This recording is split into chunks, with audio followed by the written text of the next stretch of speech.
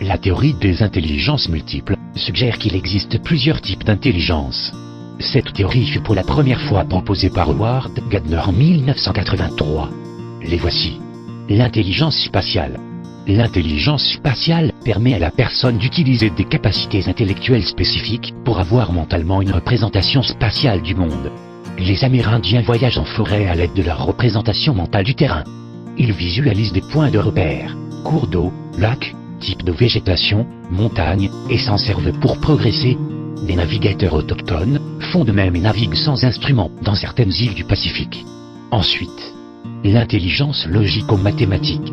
Les personnes qui ont une intelligence logico-mathématique développée possèdent la capacité de calculer, de mesurer, de faire preuve de logique et de résoudre des problèmes mathématiques et scientifiques. Elles analysent les causes et les conséquences d'un phénomène ou d'une action et sont capables d'expliquer le pourquoi des choses. Elles ont aussi tendance à catégoriser et à ordonner les objets. Elles aiment les chiffres, l'analyse et le raisonnement. Il existe une dimension non verbale et abstraite dans cette intelligence car des solutions peuvent être anticipées avant d'être démontrées. Plusieurs moyens existent pour tester et développer ce type d'intelligence. Ensuite, l'intelligence interpersonnelle. L'intelligence interpersonnelle ou sociale permet à l'individu d'agir et de réagir avec les autres de façon correcte et adaptée.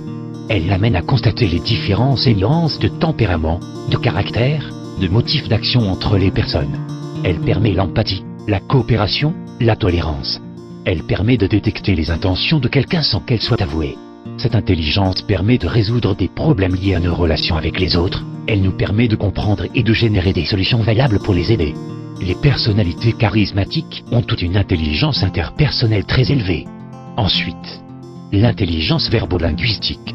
C'est l'aptitude à penser avec des mots et à employer le langage pour exprimer ou saisir des idées complexes. On la retrouve chez les écrivains et les poètes, les traducteurs et les interprètes. C'est l'intelligence la plus mise en avant et utilisée à l'école avec l'intelligence logico-mathématique. L'intelligence verbo-linguistique ou verbale consiste à utiliser le langage pour comprendre les autres et pour exprimer ce que l'on pense. Tout comme l'intelligence logico-mathématique. On la mesure dans les tests de QI. Elle permet l'utilisation de la langue maternelle, mais aussi d'autres langues. C'est aussi l'intelligence des sons, car les mots sont des ensembles de sons. Les personnes auditives ont ainsi beaucoup plus de facilité à entendre des mots que de voir et de retenir des images. Tous les individus qui manipulent le langage à l'écrit ou à l'oral utilisent l'intelligence linguistique. Ensuite, l'intelligence intrapersonnelle. L'intelligence intrapersonnelle permet de se former une représentation de soi précise et fidèle et de l'utiliser efficacement dans la vie. Elle sollicite plus le champ des représentations et des images que celui du langage. Il s'agit de la capacité à décrypter ses propres émotions, à rester ouvert à ses besoins et à ses désirs. C'est l'intelligence de l'introspection, de la psychologie analytique. Elle permet d'anticiper sur ses comportements en fonction de la bonne connaissance de soi. Il est possible, mais pas systématique, qu'une personne ayant une grande intelligence intrapersonnelle soit qualifiée par son entourage de personnes égocentriques. Ces personnes sont intuitives, elles ont le sens de l'autocritique, aiment apprendre et s'améliorer. Ensuite, l'intelligence corporelle kinesthésique. L'intelligence kinesthésique est la capacité d'utiliser son corps pour exprimer une idée, ou un sentiment, ou réaliser une activité physique donnée. Elle est particulièrement utilisée par les professions de danseurs, d'athlètes, de chirurgiens et d'artisans. Il existe donc un potentiel intellectuel qui permet par exemple aux joueurs de basket-ball de calculer la hauteur, la force et l'effet du lancer au panier.